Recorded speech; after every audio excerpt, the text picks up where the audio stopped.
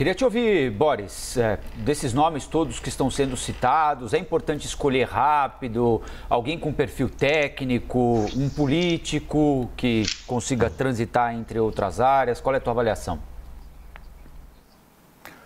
Olha, é claro que o ministro da Economia ou da Fazenda que for escolhido vai ter que executar uma política escolhida, uma política definida pelo presidente Lula. Mas não é só isso, quer dizer, tem uma série de outras decisões que são individuais, que provêm do conhecimento ou do saber se assessorar desse ministro. Depende de quem será, pode ser até um político. No caso de Fernando Henrique Cardoso, que não tinha grande afinidade com a economia e acabou sendo o ministro que implementou o Plano Real. Aliás, que o PT foi contra. É bom lembrar que quando Lula assumiu o governo, o seu primeiro governo, havia também a promessa de uma alteração na conduta da política econômica, mas ele seguiu, aliás, foi inteligente nisso, a política que vinha sendo implementada por Fernando Henrique Cardoso. As coisas não são tão simples e tão estanques assim. Esse ministro que vai ser escolhido tem que ter um diálogo com a indústria, com o comércio, ser bem recebido no exterior, enfim, ser uma figura palatável pelo mundo da economia. Caiu a imagem do Boris, né? A gente estava ouvindo, mas não estava mais vendo o Boris Casoy, né? Mas acho que ele já está de volta. Boris, estamos contigo de novo, desculpa. Estou de volta.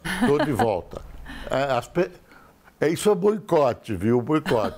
De forma alguma. É o seguinte, então, eu queria dizer que o Lula seguiu a política do Fernando Henrique Cardoso e que essa pessoa indicada precisa ter uma série de afinidades. Não é o Lula que vai ficar dialogando o tempo todo e respondendo às questões colocadas pela indústria, pelo comércio, questões de financiamento, com condução de subpolíticas econômicas. Eu estou chamando de subpolíticas, mas esse conjunto que tem muito a ver com o desenvolvimento do país. Não é tão simples assim, vou executar a política do Lula. Duas figuras, que é o Henrique Meirelles e o Armínio Fraga, estão excluídas porque eles já divergiram do Lula quando o Lula fez essa colocação essa separação entre política social e política econômica, entre responsabilidade social e econômica. Já os dois contestaram ele publicamente. Então, esse nome não pode ser um capacho também, não pode ser um pau-mandado do Lula.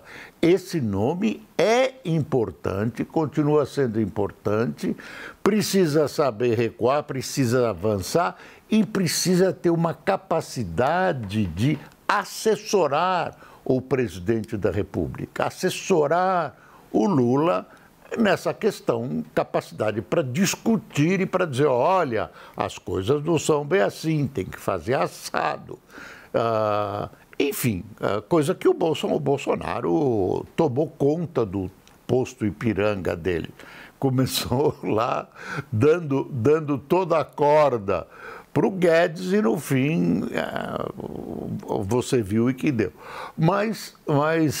Então, esse nome é importante, É mais estatizante, é menos estatizante, admite uma participação nas estatais, uma participação maior da iniciativa privada. Não é tão simples assim, tem que esperar para ver o que vai acontecer. E é importante e causa arrepios, né? Saber quem é esse cara. O mundo internacional, né? O mundo que negocia, que transa politicamente com o Brasil, precisa saber economicamente com o Brasil, precisa saber quem é essa figura, qual o passado, o conhecimento e o tipo de relação que vai haver com o Ministério da Economia ou da Fazenda, como queira. É isso.